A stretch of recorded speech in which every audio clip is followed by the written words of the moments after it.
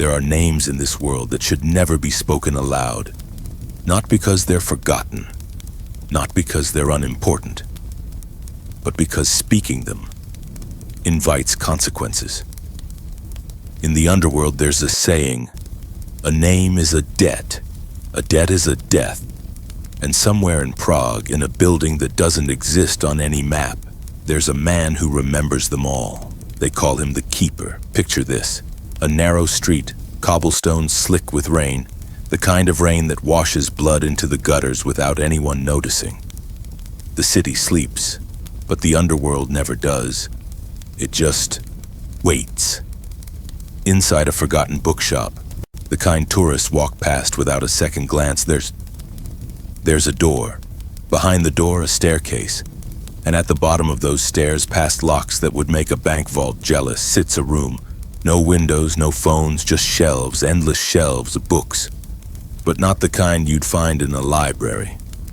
These books contain names, contracts, markers, every deal ever made in the continental system, every blood oath sworn, every life traded for another.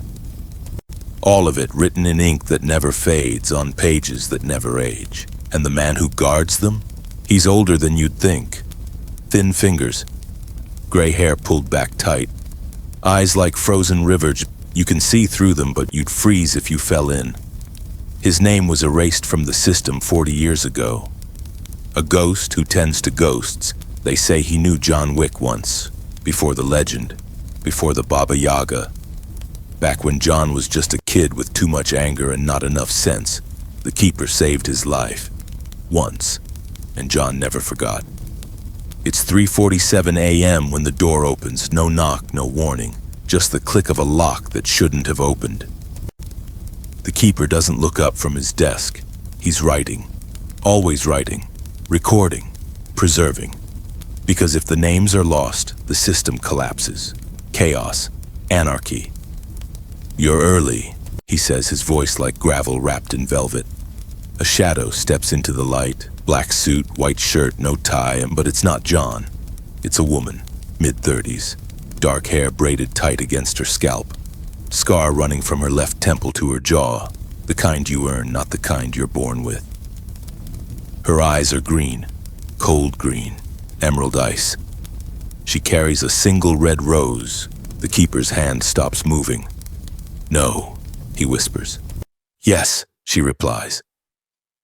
She sets the rose on his desk. It's wilted, dying, but unmistakable. A blood marker, not hers and his. 43 years ago, the Keeper made a promise. He helped a young assassin escape Moscow when the Ruska Roma wanted her dead. She was 17, pregnant, desperate. He got her out. In return, she gave him a marker. One day, she said, "You'll need something impossible, and I'll make it possible." Then she vanished. The Keeper assumed she was dead. Most people who run from the high table don't last long. But here stands her daughter, and she's holding her mother's debt. "My name is Ivara," she says, "and I need you to erase someone." The Keeper shakes his head slowly. "I don't erase, I preserve." "You preserve lies," Ivara counters. "The whole system is built on them. You know it, I know it, and the name I want erased, it's the biggest lie of all." She slides a photograph across the desk. A man, silver hair, immaculate suit, smile like a knife. The Keeper's breath catches. "Alexei Volkov," he whispers. "You know him." Everyone knows him. He sits on the high table, untouchable. Ivara's smile is sharp enough to cut glass. "My mother died 3 weeks ago. Cancer.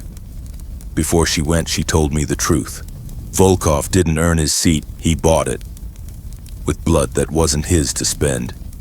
He framed 12 people for crimes they didn't commit. Had them executed. Took their territory, their power, their names." She leans forward. "One of those 12 was my father." The Keeper sits back in his chair.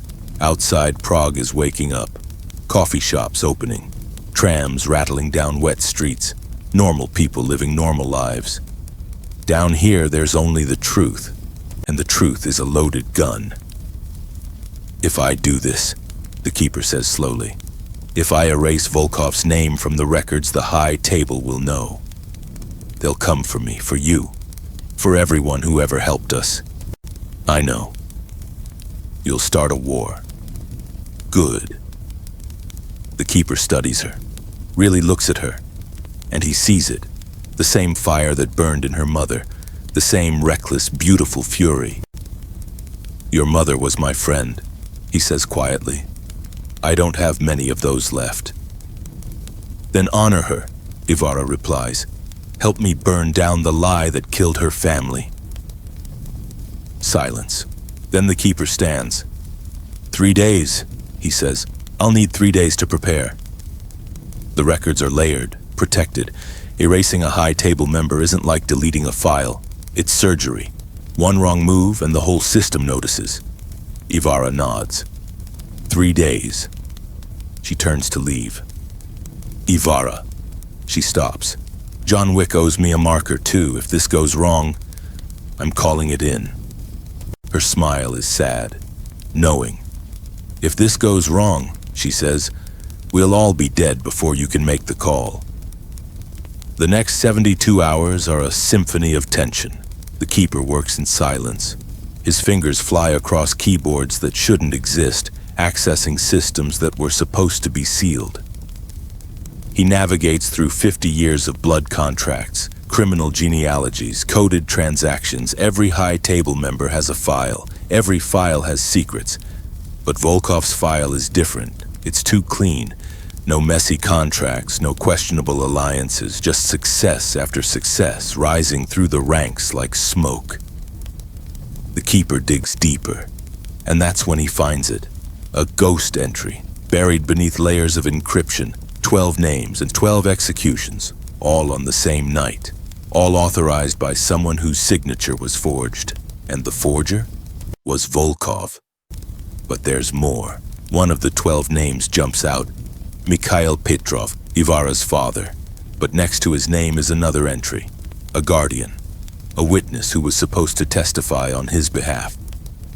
The name makes the keeper's blood run cold. Jardani Jovanovich. John Wick's real name, before he became the Baba Yaga, before the legend.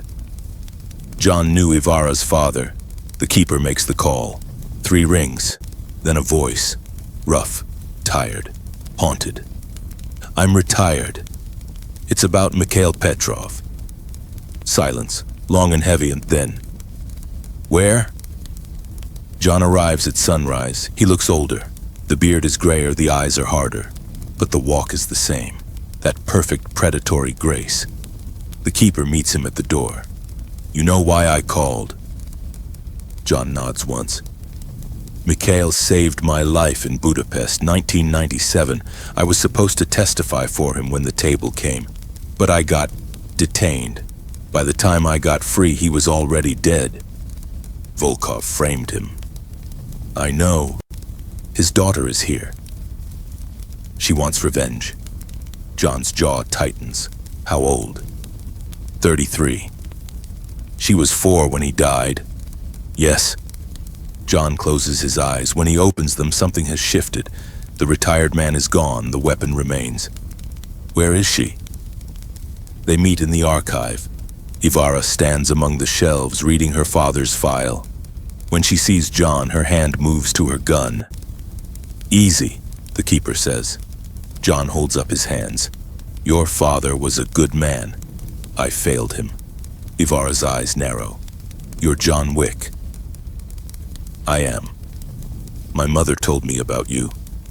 The Baba Yaga, the man who killed his way out of the impossible. She steps closer. Can you do it again?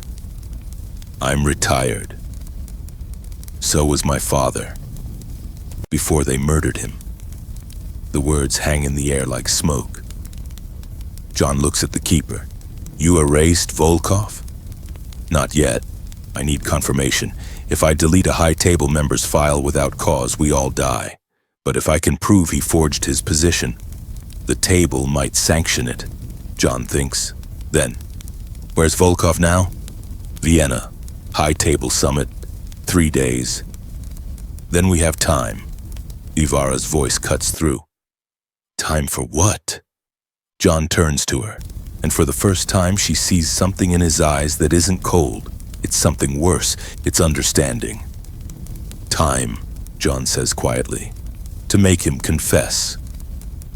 They move like shadows through Vienna. 3 people who shouldn't exist hunting a man who shouldn't be alive. The keeper provides the blueprint, the layout of the summit, the security, the exits. Ivara provides the rage, the drive, the unshakable conviction. And John provides what he's always provided: violence, precision, inevitability.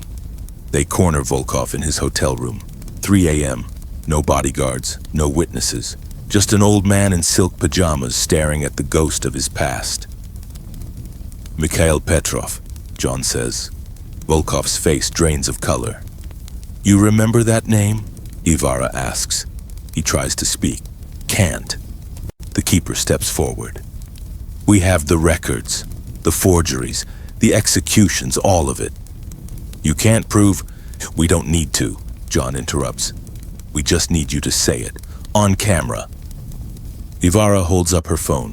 Volkov looks at each of them, calculating, weighing options. Then he smiles. You kill me, the table hunts you all. Forever. Maybe, John says, but you'll be dead. And my father, Ivara adds, will have justice. Volkov's smile fades, and he talks. 3 days later, a file is uploaded to the high table's secure network. Video, audio, confession, Alexei Volkov, admitting to 12 murders, 12 forgeries, 12 stolen lives. By noon, his seat is empty, and by nightfall, his name is erased. Not from the keeper's books, those are permanent, but from the table's memory, as if he never existed at all. Ivara stands in her mother's gravesite. Fresh flowers, old grief. Did it help? John asks, standing a few feet behind her. She doesn't turn around. Does it ever? No, but we do it anyway. She finally looks at him. Why'd you help me? John is quiet for a long moment. Because, he says finally, your father deserved better than to die a liar's death, and because I know what it's like to lose everything and burn the world looking for answers. Did you find them? No, but I found peace. Where? John looks at the grave, at the flowers, at the name carved in stone. In knowing that some debts get paid. Back in Prague, the keeper adds a new entry to his books. Ivara Petrov, daughter of Mikhail, collector of debts. Next to it, a single note. Marker cleared, balance restored. He closes the book. Outside, the rain continues to fall, washing blood into the gutters, while the underworld sleeps with one eye open, waiting, always waiting, because there are names in this world that should never be spoken aloud, and some names are worth dying for.